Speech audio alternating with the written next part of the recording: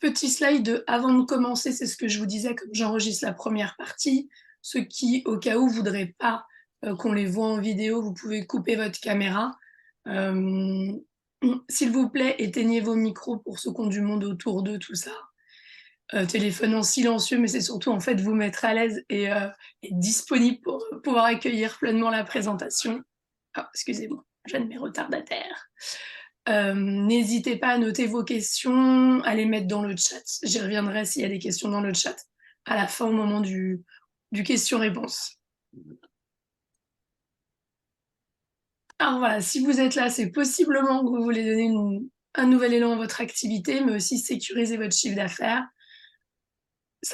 C'est aussi permis par le fait que vos clients pourraient avoir accès du coup à des fonds publics type CPF, MEOPCO, tout ça. On en reparlera. La formation a permis aussi, de devenir un spécialiste de l'accompagnement du domaine professionnel. Je l'ai vécu, hein, avant de me former, de développer cette partie bilan de compétences. On accompagne des fois très bien nos clients, en tout cas, on fait du mieux qu'on peut et on laisse faire sur la partie perso, mais c'est des fois mis à mal et vite les bénéfices sont vite perdus aussi parce qu'en finalement, c'est, le côté professionnel, qui pèche et on n'a pas toujours les outils, dans nos formations de base pour accompagner sur cette sphère-là. Et puis, même si on les a un peu, c'est vrai que se former spécifiquement au bilan de compétences et dans ce cadre-là, ça permet de gagner en légitimité. Mais c'est bon, voilà, c'est pas facile de savoir comment faire, parfois on se sent pas capable. C'est pas simple de savoir par où commencer ni où se former, il y a beaucoup de formations. En toute transparence, moi, comment celle-là a été créée à la base, c'est que j'ai, des collègues tout à fait, bienveillants autour de moi qui me demandaient des conseils pour se former en bilan de compétences et sincèrement, moi, j'étais pas du tout satisfaite des formations, parce que j'en ai fait plusieurs que j'ai faites en bilan de compétences et c'est aussi comme ça qu'est venue, l'idée et l'envie, de modéliser ma pratique, de l'écrire et puis de pouvoir transmettre et j'avoue que j'adore ça. L'idée pour moi, c'est qu'à la fin de cette conférence, du coup, vous ayez compris qu'acquérir les compétences pour devenir un bon praticien en bilan de compétences, c'est vraiment ça permettra vraiment d'accompagner vos clients, vos patients en fonction de votre spécialité sur la sphère professionnelle et de développer et sécuriser votre chiffre d'affaires. Alors je me suis présentée rapidement, tout à l'heure, mais voilà, aujourd'hui je dis que je suis révélatrice de potentiel et de vocation, mais ça n'a pas toujours été le cas. J'ai fait moi-même une reconversion professionnelle, hein, puisque du coup j'ai passé, un peu plus de 12 ans dans les ressources humaines. Contrairement à d'autres, moi j'étais pas malheureuse en entreprise, j'ai plutôt une bonne situation, j'étais plutôt reconnue pour ce que je faisais, et puis ça me plaisait, mais pour autant ça avait pas complètement de sens, plus complètement de sens pour moi. Je me sentais pas vraiment à ma place non plus.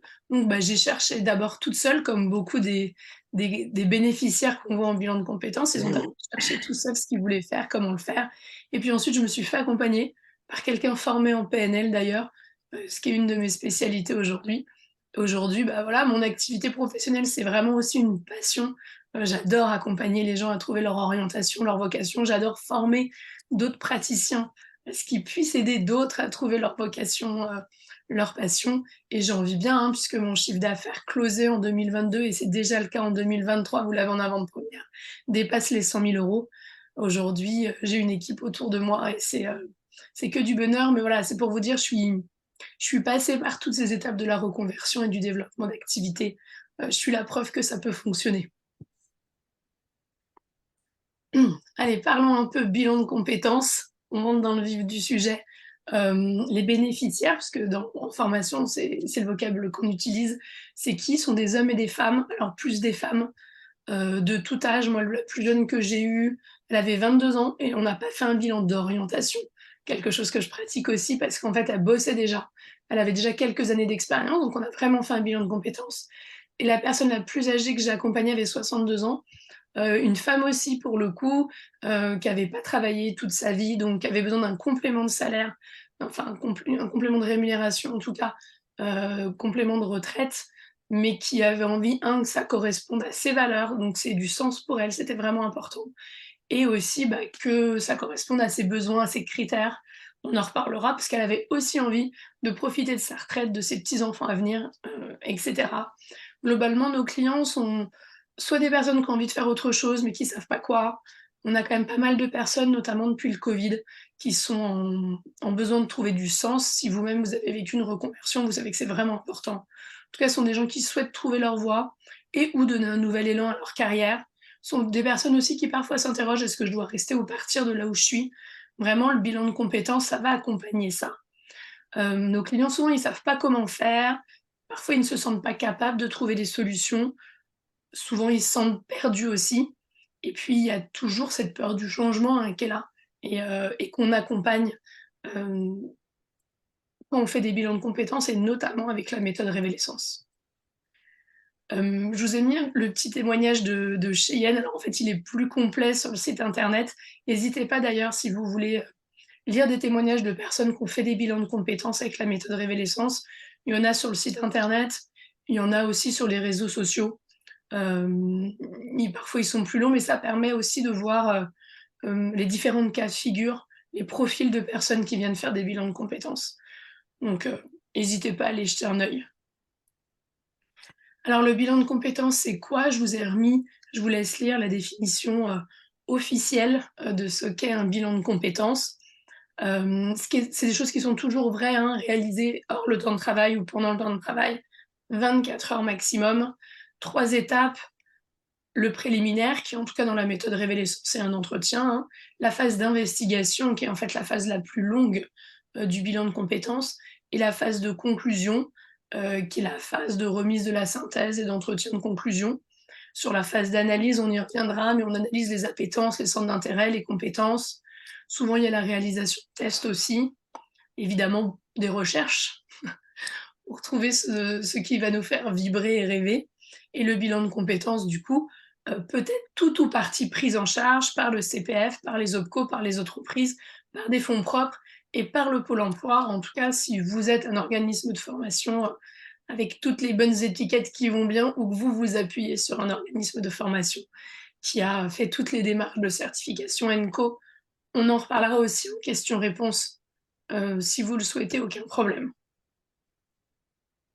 Alors, là, c'est vraiment un truc plus perso, c'est un peu, ma vision à moi de ce qu'on fait quand on est praticien en bilan de compétences. Pour moi, c'est vraiment avant tout un métier d'écoute où on place l'humain dans sa singularité au centre de la démarche. C'est vraiment le même type de posture pour moi qu'un bon coach professionnel. On est 2 pas derrière le bénéficiaire, on va à son rythme en fonction de ses besoins, de sa disponibilité et on est vraiment dans le respect de son modèle du monde. C'est vraiment ça pour moi la méthode Révélessence. On accompagne tout au long du parcours, on guide pour confirmer les envies, les motivations, les aspirations, les critères, les valeurs. Heu, on les aide à verbaliser leur expérience professionnelle, leurs compétences, leur savoir-être, dans le respect du cadre, qui est bienveillant et neutre, et cette neutralité, elle est importante, et de l'objectif, hein, bien sûr aussi. J'avoue que je suis coach professionnel avant tout, je suis très câblée objectif, déterminer du coup le projet professionnel et le plan d'action. J'insiste sur le plan d'action. Chez Révélessence, on ne lâche pas un client, quel que soit le nombre de séances qu'il ait fait, tant qu'il a pas son projet, son plan d'action. On les accompagne jusqu'au bout. Alors j'ai trouvé plus simple pour vous parler de Révélessence, de commencer par vous dire ce que ce n'est pas. Parce que si vous cherchez ça, il y a plein d'autres personnes qui le font très bien, moi je sais pas faire. Révélessence, c'est pas un parcours clé en main avec du tout fait, du tout prêt, toujours les mêmes étapes qui vont les uns derrière les autres. On est encore une fois plus en posture de coach professionnel, de sophrologue, de thérapeute, hein, bien sûr, ça fonctionne aussi. Hem, donc on n'est pas en posture de sachant, de sachante, de conseiller. On laisse pas non plus choisir nos bénéficiaires une voie par facilité ou praticité. On va vraiment valider avec eux que c'est un projet qui les fait vibrer, que c'est ce dont ils ont vraiment envie pour la suite. Et puis voilà, du coup, bah, le déroulé, il est pas toujours identique, le nombre de séances, elle est pas toujours identique, mais on reste dans le cadre, évidemment légal, du bilan de compétences. Du coup, c'est quoi Révélessence? Déjà, c'est pas de la théorie, c'est une méthode qui a vraiment évolué au fur et à mesure, moi, de mes expériences et de mes formations. C'est une méthode qui vraiment permet de s'interroger en profondeur sur ses valeurs, ses aspirations, ses critères. L'objectif, c'est vraiment révéler le potentiel, découvrir la vocation. Comme je vous l'ai déjà dit, hein, c'est du coup un parcours qui est unique à chacun. C'est le mélange de toutes mes pratiques à moi, donc de plein de choses évidemment. de la méthodologie, des exercices typiques de bilan de compétences et c'est OK et c'est bien normal. Mais il y a aussi plusieurs protocoles PNL que je vous transmets. Encore une fois, la posture, le questionnement, la reformulation, je vous embêterai avec ça si je vous forme. Ça relève plutôt du coaching et puis de la méthodo autour de la psychopédagogie à laquelle je suis formée aussi. Alors, une vraie différence fondamentale, hein, de la méthode Révéler Sens, je vous l'ai déjà dit, du coup, c'est la posture de coach. L'idée pour moi, c'est vraiment que vous deveniez des spécialistes de l'humain et du changement dans cette posture. On accompagne dans une atmosphère paisible, bienveillante, déterminée, neutre. On permet aux bénéficiaires de trouver son projet avec une méthode que je pense innovante, en tout cas particulière, vous me direz. Ah, Roland vous témoignera du coup en live tout à l'heure, mais il avait eu la gentillesse de me faire un petit témoignage. Roland, c'est du coup une des 2 personnes qui a fait la 1re session. Ce que moi j'ai relevé et ce qui m'a touchée dans le témoignage de Roland, c'est qu'effectivement, moi, l'idée, c'est vraiment de vous partager ma passion et qu'à la fin de la formation, vous puissiez mener sans difficulté, avec plaisir et en toute autonomie, un bilan de compétences. L'idée, c'est vraiment que la formation, elle soit pratique. Je vous parlerai de la méthode, de la méthodologie après. C'est vraiment important pour moi. 2e témoignage, du coup, le témoignage de Cindy qui a terminé il y a 1 an aussi, la formation. Pourquoi j'ai posé le témoignage de Cindy ici? Elle vient sur une notion qui est vraiment importante pour moi, qui est cette notion de valeur. C'est important dans ce que je transmets, que ce soit en formation ou en bilan de compétences. L'individu, il est vraiment au cœur de notre démarche. C'est lui qui est important.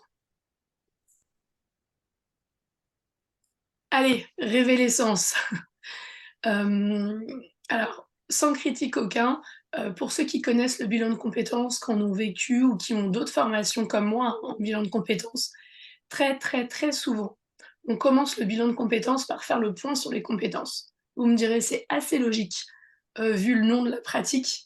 Donc on fait le point sur les compétences et ensuite on va voir avec le bénéficiaire ce qu'il a envie de faire pour son projet. J'ai pratiqué comme ça, je pense que ça correspond à un certain nombre de praticiens et ça correspond aussi à un certain nombre de bénéficiaires et de personnes qui en ont besoin. C'est très bien, simplement moi, ça me frustrait, hem, voire même parfois ça allait à l'encontre de mes valeurs parce que je sentais les bénéficiaires un peu coincés là-dedans. Parce que quand on vient de faire le point sur ses compétences, c'est parfois on est un peu coincé dans ce qu'on sait faire ou ce qu'on pense pouvoir savoir faire, en croyance limitante, hein, pour ceux qui connaissent le terme. Et du coup, vraiment, aujourd'hui, Révélessence, on fait l'inverse.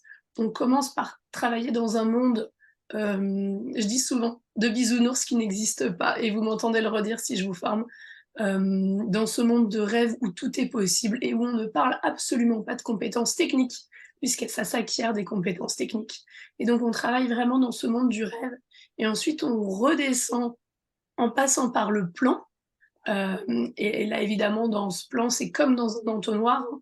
On va y faire, plein de choses, plein d'exercices, plein de protocoles pour aller vers le projet. Donc c'est vraiment une différence fondamentale entre la méthode Révélessence et d'autres méthodes plus classiques. C'est vraiment de partir du rêve et de vraiment travailler sur les compétences qui, pour moi, sont des moyens, d'atteindre le projet, plutôt à la fin du bilan de compétences, dans la 2e voire 3e partie. Alors le préalable à un bilan de compétences et à un parcours individualisé tel que Révélessence, bah, c'est déjà un rendez-vous découverte, hein, 30 minutes gratuit, sans engagement. Pour moi, c'est un rendez-vous à la fois de cooptation, le feeling passe, ma méthode, moi, je corresponds. C'est quand je dis moi, c'est moi ou les praticiens qui bossent avec moi, hein. Et puis c'est évidemment aussi un entretien de vente. J'ai modélisé, j'ai écrit, un protocole, pour ce premier entretien.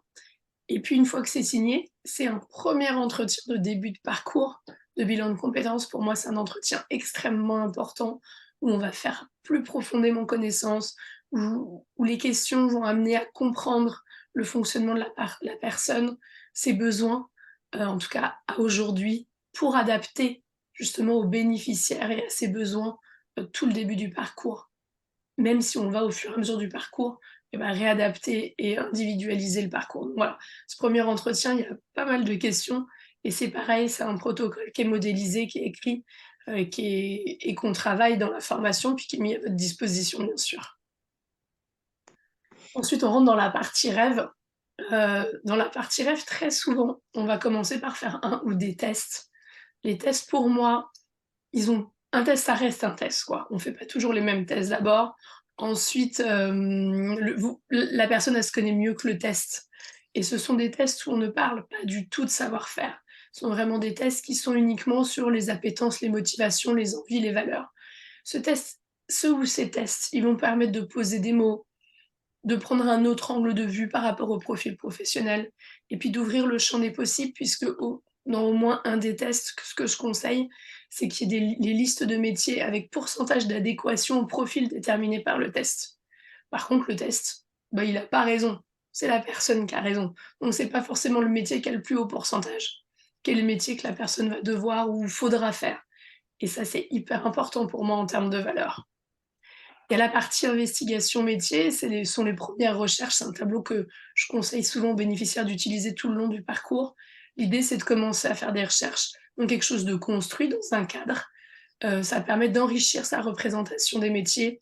On commence à trier et puis ça prépare le rendez-vous suivant ou celui qui est encore suivant, qui est le rendez-vous de coaching projectif. Alors là, je vais pas vous mentir, on fait des parcours individuels, mais je crois que je fais pratiquement systématiquement, je crois que ça m'a une fois ou 2, je l'ai pas fait. Le protocole de coaching projectif, c'est vraiment l'art d'imaginer demain pour moi. C'est un protocole PNL, mais pareil, qui est modélisé, qui est écrit. Le but, c'est vraiment de lâcher prise, de rêver sans pression. C'est d'ouvrir le champ des possibles. Ça permet de déterminer soit des mots-clés, soit une ligne directrice, un fil conducteur et vous avez vraiment qu'à suivre le guide. J'adore ce protocole. On en reparlera si vous voulez. Bon et après on redescend dans le plan une fois cette partie rêve là où tout est permis. Faut à un moment donné redescendre dans l'entonnoir. Donc grâce à des exercices, des recherches, des protocoles, que vous allez offrir, hein. Pour moi, je vois le bilan de compétences pas comme un déroulé toujours identique, mais plutôt, en formation, c'est comme si je remplissais votre boîte à outils d'un certain nombre d'outils liés au bilan de compétences et que donc vous allez pouvoir aller chercher des outils pour accompagner du coup, les bénéficiaires qui pourront faire un merveilleux parcours bilan de compétences avec vous. Alors j'ai mis des exemples, évidemment il n'y a pas que ça. Ce sont des exemples de choses qu'on fait quand même très souvent. La hiérarchisation des critères, c'est un protocole PNL. Ça permet quand même à la personne de poser ses besoins, pour la suite de son parcours, c'est très important. Les valeurs au travail, je le fais souvent, pas systématiquement. Si le bénéficiaire est très au clair avec ses valeurs, on va pas aller le faire. Mais c'est important d'avoir ce protocole. Il faut checker que dans son prochain chapitre de vie, votre bénéficiaire, eh ben, il va pouvoir nourrir ses valeurs. C'est très important. L'investigation métier toujours, hein, je vous dis, tableau et protocole précieux. Et puis évidemment, on va parler compétences, donc à la fois investigation des compétences de la personne, et là on est sur du savoir-être, du savoir et du savoir-faire. J'ai écrit tout un document où on va point par point accompagner les personnes pour qu'ils puissent déterminer leurs compétences en oubliant le moins possible, par poste oui, mais aussi par réalisation dans la vie pro, dans la vie perso, etc. Les investigations compétences projet évidemment, de quelles compétences j'ai besoin pour réaliser mon projet. Excusez-moi, je mets quelqu'un. Et puis aussi, il y a tout ce sujet compétences transférables, en fait. Ça veut dire que une fois que j'ai les compétences pour mon projet, moins mes compétences à moi, bah, ça me fait mon besoin de formation. Et ça veut dire qu'au milieu, il y a plein de compétences que j'ai, que je sais qui vont répondre aux besoins des compétences de mon projet. Toutes les compétences transférables. Le besoin de formation, c'est aussi ce qui va venir construire le plan d'action, qui est justement la dernière partie du bilan de compétences. Euh, cette partie sur les compétences, elle est vraiment importante parce qu'on sait souvent faire beaucoup plus de choses que ce qu'on pense. Et c'est aussi pour ça qu'on l'accompagne du mieux qu'on peut. Alors, la conclusion, le projet. La conclusion du projet, c'est évidemment le plan d'action, hein. Donc quelles sont les étapes, court terme, moyen terme, long terme, mais aussi ce que je fais aujourd'hui pour atteindre, du coup mon projet. On ne laisse pas partir un bénéficiaire sans son ou ses projets et son ou ses plans d'action et puis la remise de la synthèse. Alors qu'il y a une obligation légale, En toute transparence, moi, la synthèse, c'est pas ce que je préfère réaliser puisque moi, j'adore être avec les gens. La rédaction, ça me passionne pas. Pour autant, vraiment d'expérience, c'est hyper important puisqu'on reprend depuis le début le parcours.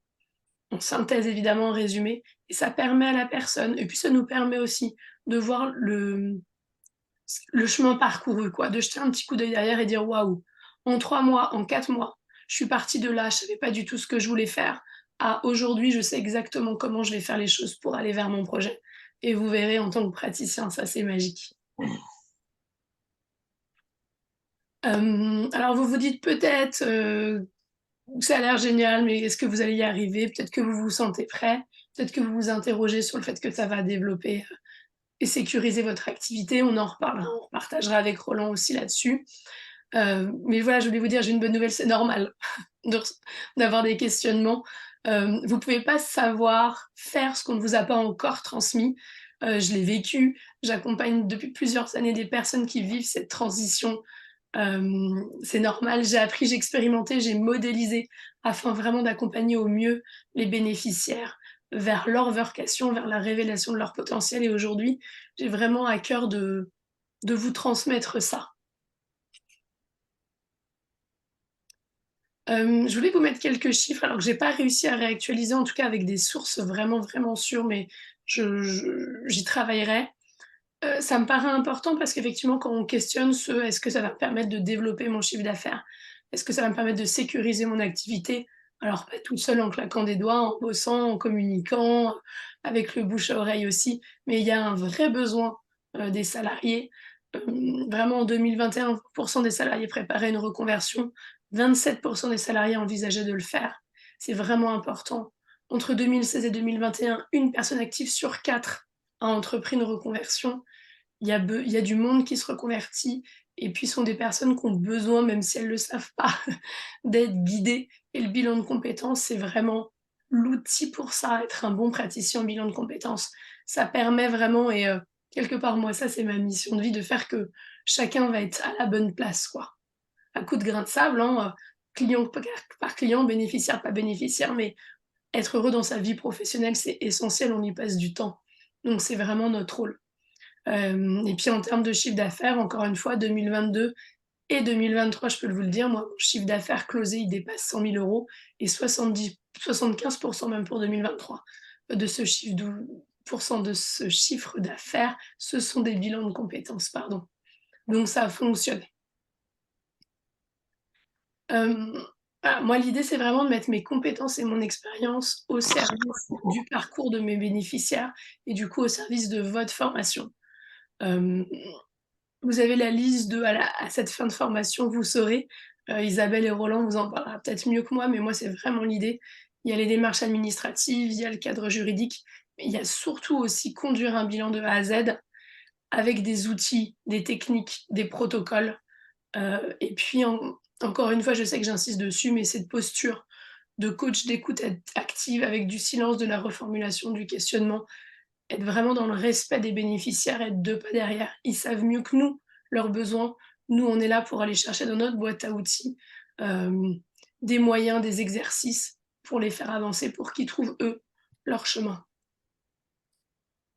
Alors concrètement, c'est quoi la formation? C'est du 100 live. On est ensemble en visioconférence via Zoom sur 8 journées et demie, 9 journées de formation en fonction des besoins du groupe. Il y a du travail personnel entre chaque séance. Je vous explique pourquoi sur le slide d'après. Puis, voilà, l'accès à tous les outils, tous les protocoles, tous les tableaux que j'ai préparés. Ce qui est inclus aussi dans la formation, ce qui est rare, qui existe très peu, voire pas, en tout cas très peu, c'est, 6 séances de supervision, puisque pour votre premier bilan de compétences solo, pour moi, c'est vraiment important que de pouvoir vous superviser, moi et le groupe, hein, puisqu'on fait de la supervision de toute façon avec l'équipe, tous les 15 jours. Donc l'idée, c'est de vous intégrer sur la gestion de votre premier bilan de compétences, dans l'équipe, si vous faites pas le choix de l'intégrer définitivement, bien sûr, pour pouvoir vous accompagner jusqu'au bout, sur la pratique du bilan de compétences. Communication privilégiée avec moi, bien sûr, et accès à un groupe de discussion privé puisque tous les participants à la formation, on a créé un groupe Facebook sur lequel je vous mets les supports au fur et à mesure où on pose nos questions, où on échange. L'idée, c'est vraiment, travailler en mode équipe. Alors pourquoi, du travail entre les séances? Alors parce que là, quand on fait de la psychopédagogie, on sait bien, hein, si on sait apprendre, mais aussi parce qu'en fait, l'idée, d'un point de vue pédagogique de la formation, c'est vraiment que vous viviez le bilan de compétences de A à Z en tant que bénéficiaire. Ça veut dire que quelqu'un du groupe va vous faire votre propre bilan de compétences, donc vous allez vivre tous les protocoles, mais également que vous, en tant que praticien, vous pouvez permettre à quelqu'un du groupe de bénéficier d'un bilan de compétences. Donc à la fin de la formation, vous avez réalisé votre premier bilan de compétences de A à Z et vécu votre premier ou pas, en tout cas votre premier bilan de compétences révélescence de A à Z.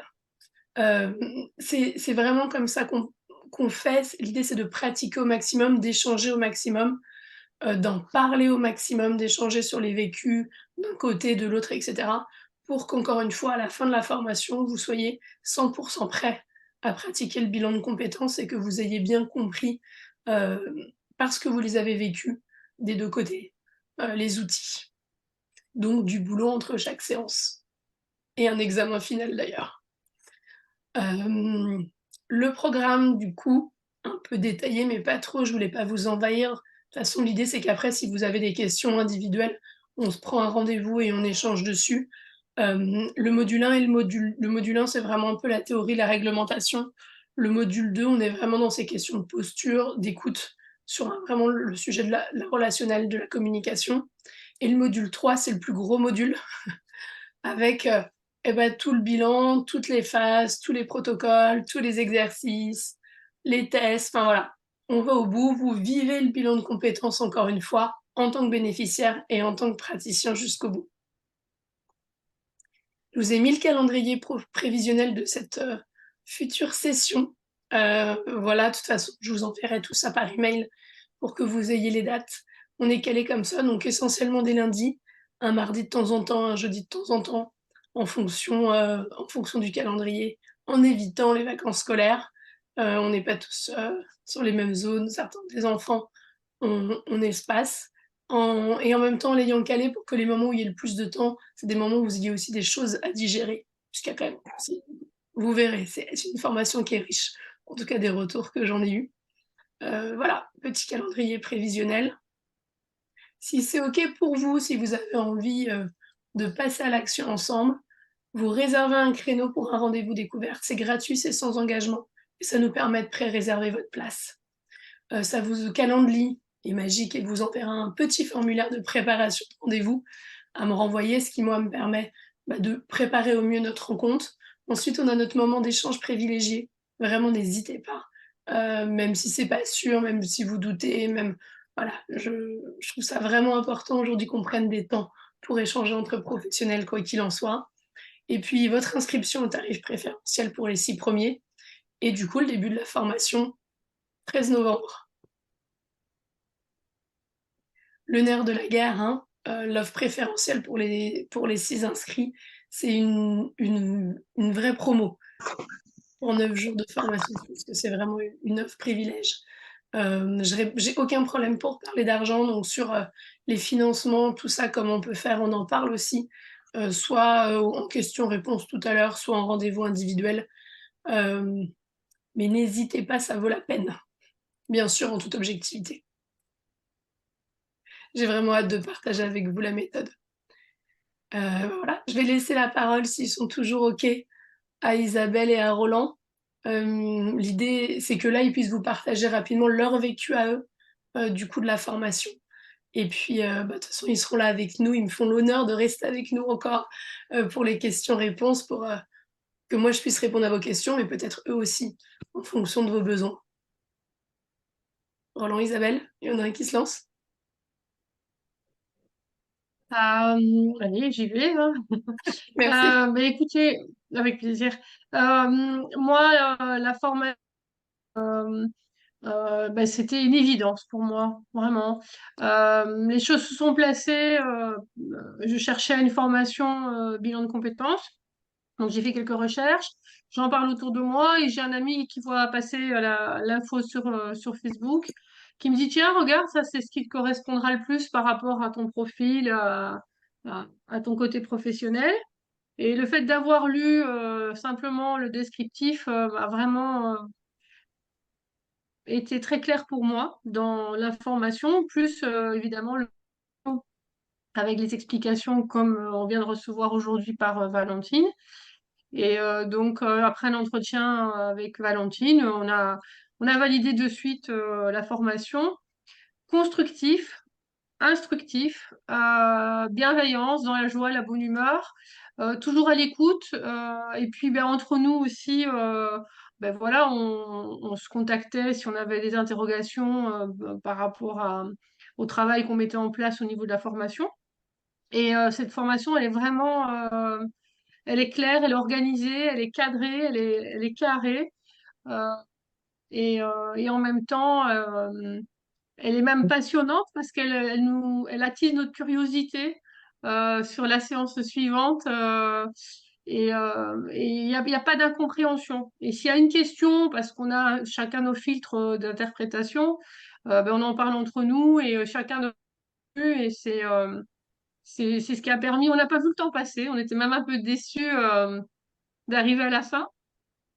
Et en même temps, on était très impatients. Chaque formation, chaque journée de formation, on était impatients d'avoir la suivante et d'arriver à la fin. Et puis, ben, allez, c'est fini. Maintenant, il n'y a plus qu'à. Ah, pas Euh, complètement du coup. C'est voilà. complètement Et fini entre nous en pardon? tout cas. Voilà. Et puis après, voilà, il y a tout le suivi derrière. Est-ce qu'on veut participer ou pas au groupe? Ça, c'est un travail personnel où on peut même collaborer à plusieurs. Et puis, ce qui était intéressant, bon, moi, j'en ai parlé autour de moi.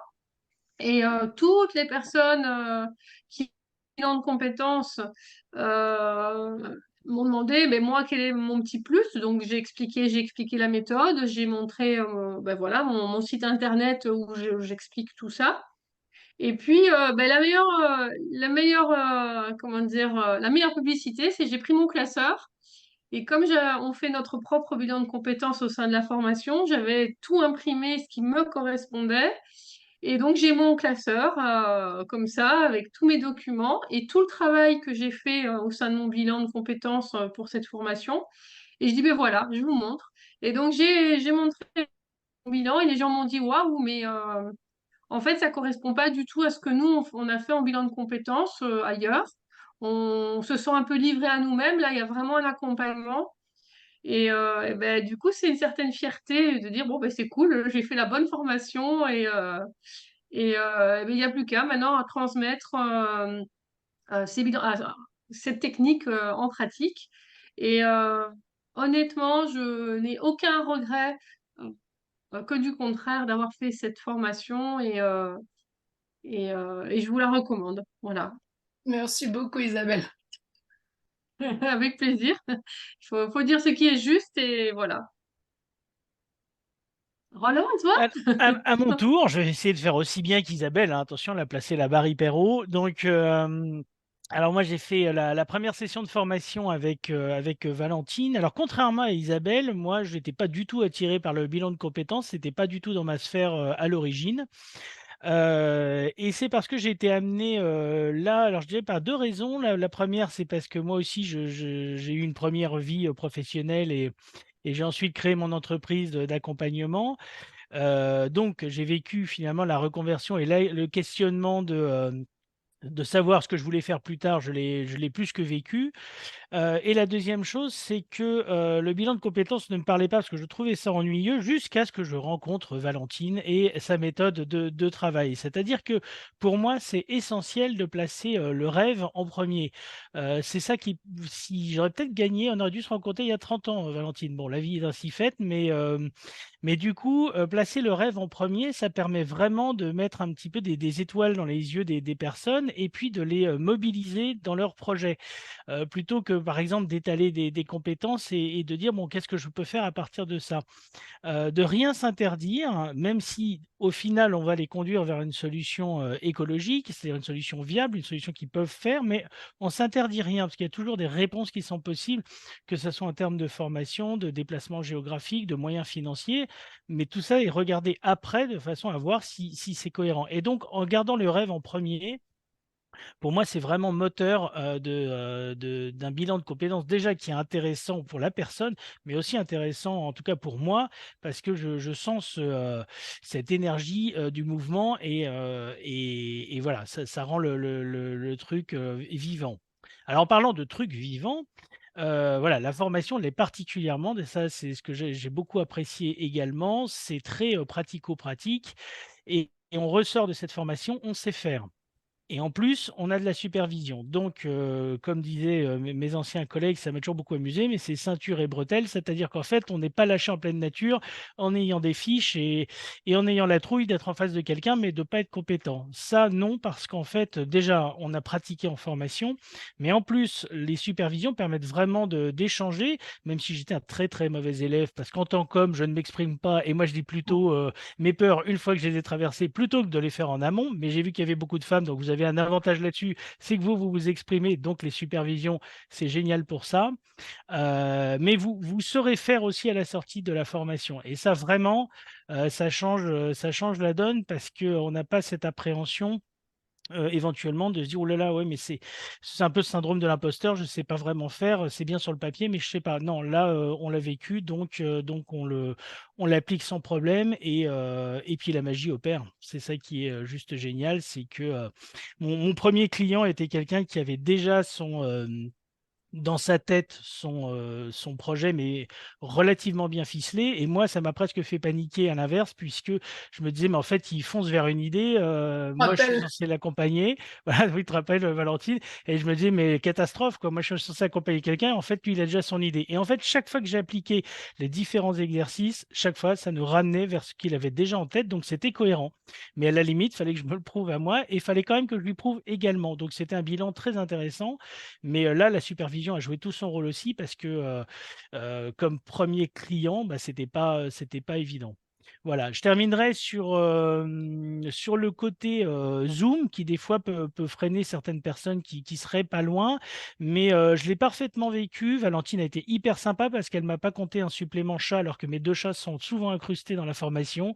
J'essaye de les faire devenir praticiens en bilan de compétences, mais je sais pas, quand on parle de travail et de chat, ça ne va pas ensemble. Donc voilà, le format est vraiment pas mal, ça permet de suivre, bon, bien sûr, la formation de chez soi, mais au-delà de ça, c'est pas pour ça que la formation n'est pas vivante et qu'on n'en sort pas vraiment avec des compétences, solides. Voilà ce que je pouvais dire sur la méthode et sur la formation, mais en tout cas, vraiment, je la recommande parce que, bah, si dans les formations que j'ai suivies, c'est quand même une des plus, c'est la plus solide parce que vraiment la mise en pratique, elle est extrêmement fluide. Un grand merci, Roland pour ton retour. Hem, c'est vraiment un plaisir, enfin voilà, heu, effectivement tu parlais de Zoom. Pourquoi? Parce qu'en fait, notamment sur les premières sessions, alors là d'ailleurs la toute première on l'a fait en vrai. Mais après Zoom, bah, parce que typiquement Isabelle elle est dans le sud, sur la première session on était vraiment éclatés tous géographiquement. Peut-être un jour, Mmh. une formation 100 présentielle, on verra. Mais par contre c'est 100 live. Il y a pas de module préenregistré, on est vraiment comme en formation en vrai, tous ensemble et en petite salle quand c'est nécessaire et en petits groupes et cetera. Mmh. Un grand merci tous les 2 pour vos témoignages live. Une petite citation, pour terminer parce que ceux qui me connaissent, en tout cas pour Isabelle et Roland le savent, j'aime bien les citations. «L'action est la clé fondamentale de tout succès» et oui, c'est vrai pour vous aujourd'hui, c'est vrai pour moi et pour chacun dans notre quotidien et c'est très vrai aussi pour les personnes qu'on accompagne sur la route du bilan de compétences. Quelques infos du coup pratico-pratiques. Je vais vous mettre dans le chat d'ailleurs le lien pour prendre un rendez-vous, hop, si vous le souhaitez. Si vous ne trouvez pas de créneau tout de suite qui vous convienne, n'hésitez pas à me faire un petit mail ou à me contacter. Parce qu'encore une fois, j'avais de la place de dispo et comme j'ai été malade, il y en a un peu moins. Mais on trouvera toujours un créneau et encore une fois, n'hésitez pas, pour moi échanger, c'est le principal.